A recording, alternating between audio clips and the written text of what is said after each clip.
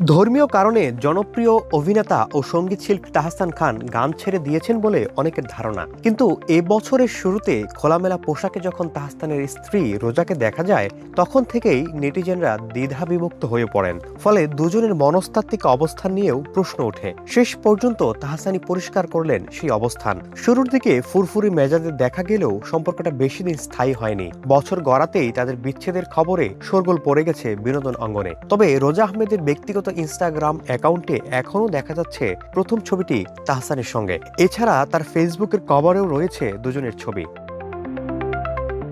অল্প সময়ের পরিচয়ে তাহসান খান দ্বিতীয় সংসার পেতেছিলেন মেকআপ আর্টিস্ট রোজা আহমেদের সঙ্গে। ঘরোয়াভাবে গত বছরের শুরুতে বিয়ের ঘোষণা আসে। এই দম্পতিকে দারুণভাবে গ্রহণ করেন দর্শক ভক্তরা। বিয়ের পর সব ঠিকঠাক মনে হলেও কয়েক মাসের মাথায় তাদের মধ্যে দূরত্ব তৈরি হয়। তবে 10 জানুয়ারি দেশের শীর্ষ এক গণমাধ্যমে তাহসান খান জানান, গেল সেপ্টেম্বর মাসে অস্ট্রেলিয়া ট্যুরে যাওয়ার আগেই তারা আলাদা থাকার সিদ্ধান্ত চূড়ান্ত করেছিলেন। এরপর তিনি ফেসবুক এবং নতুন গান থেকে নিজেকে অনেকটা দূরে সরিয়ে নেন।